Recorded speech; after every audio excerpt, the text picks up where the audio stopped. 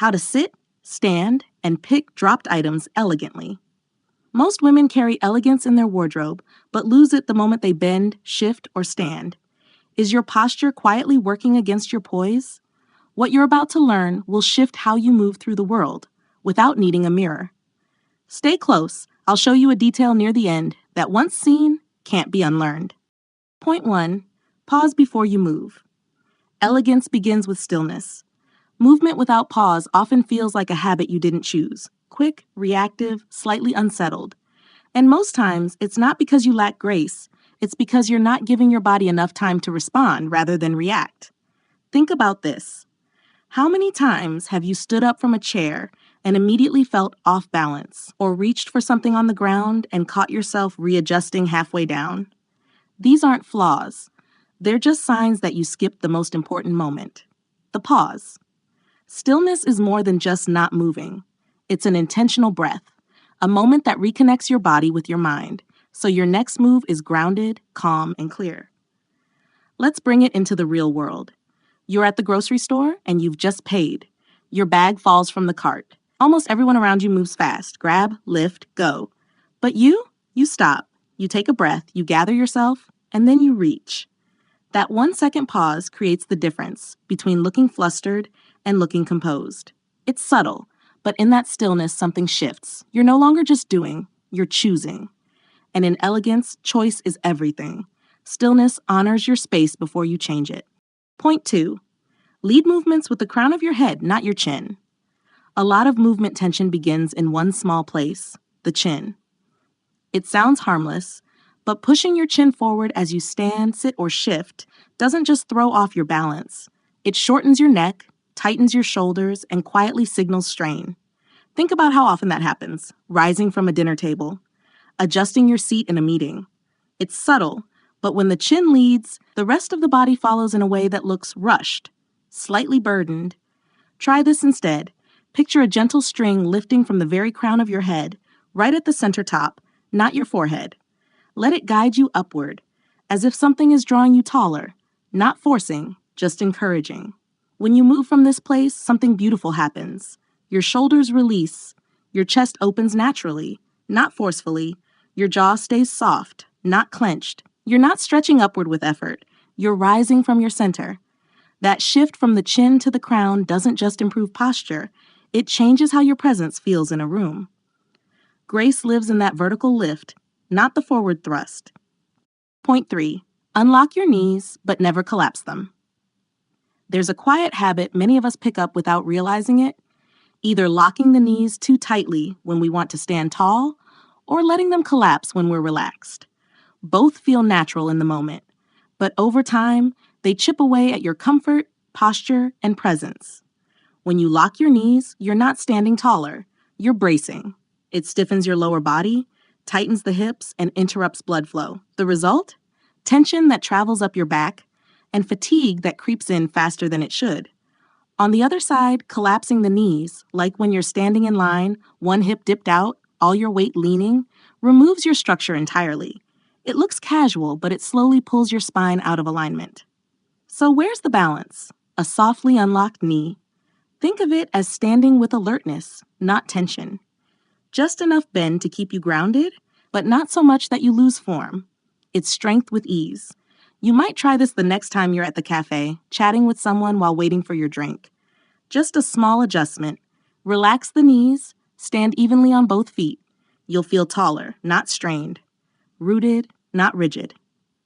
These micro shifts aren't just posture tips. They're how you begin to embody flow, calm, and quiet confidence in daily life. Point 4. Anchor your weight into the ground, not the hips. There's a common habit that many strong, elegant women fall into, sitting into the hips instead of standing or sitting from the ground up. It sounds harmless, but the result? A body that slumps, even in the most refined outfit. When your weight hangs in your hips, the lower back absorbs more strain than it should. Your posture collapses slightly, and over time, even walking or standing starts to feel heavier than it needs to. Try this instead. Root your weight downward into the floor, not backward into your hips. This subtle shift allows the spine to rise effortlessly. You're no longer asking your hips to carry the whole show. You're letting the earth hold you, Imagine standing barefoot on cool tile. You'd feel the full sole of your foot, the heel, ball, arch, toes, engaged and alive. That's how you anchor. Not leaning, not tilting, just being fully present in your foundation.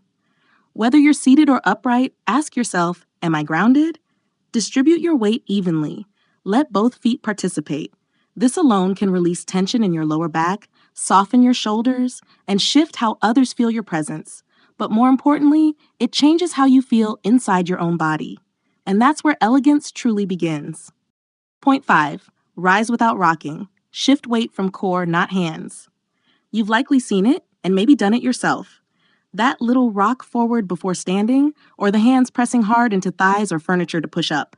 It's common, but what it creates is a movement that feels jerky, unsteady, and often puts unnecessary strain on the wrists, knees, and lower back. This habit doesn't just look tense. It feels tense in your own body. There's a quieter, more stable way. Shift the rise from your hands to your core. Start with a breath, then lean slightly forward from the hips, not the shoulders, keeping your spine long. Engage your center and let your feet press into the ground. Let the upward motion come from that deep central strength. No rocking, no pushing, just one smooth, steady lift. You'll feel the difference immediately. It's not only more comfortable, it carries a grounded energy. You're not rushing to stand, you're choosing to rise.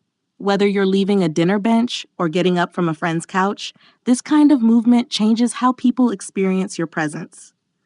But more importantly, it shifts how you feel within your own skin, calm, steady, and fully in control. Point 6. Pick up items in a 2-point motion, not a bend and grab.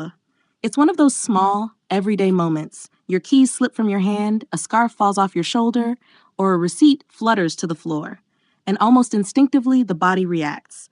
A quick bend, the back rounds, and the arm reaches down all at once. That movement may seem harmless, but it's unstable. It puts strain on the lower back, throws off your balance, and rushes your energy. Here's a better way, one that feels composed and centered, the 2-point motion. First, pause. Then lower yourself using a gentle hip hinge or a soft bend in the knees. Keep your spine long, your weight grounded. Only once you're stable, then reach with your arm. Not both at once. 2 clear steps, support, then action. It may take an extra second, but that second carries presence. You're not just retrieving something, you're staying connected to your body as you move. What's beautiful about this is how it translates.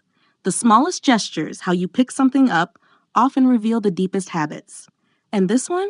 It speaks volumes about calm, care, and quiet self-respect. Point 7. Use the non-dominant hand for subtle support movements. There's an elegant secret hidden in how you use your hands, and most people miss it completely. We tend to lead with our dominant side. That's the hand that reaches, carries, gestures. And while it's natural, overusing one side creates imbalance. Movements start to feel one-sided, off-center, or unintentionally forceful. Your non-dominant hand isn't just there to hang by your side. It's your anchor, your stabilizer. Let's say you're reaching with your right hand. Instead of letting the left stay idle, allow it to lightly touch a nearby surface, a table edge, the back of a chair, even gently resting on your own hip or thigh. That soft contact adds balance and symmetry. You're no longer throwing your body weight in one direction, you're guiding it with care. This simple awareness transforms daily moments, opening a car door, adjusting a handbag, navigating through a busy cafe. Using both sides of your body in quiet harmony doesn't just look graceful, it feels grounding. Movements become smoother, transitions more fluid. And in the background of it all, your body learns. Balance is not something you find, it's something you build with attention. Point 8. Train the eyes to lead the gesture, not the body.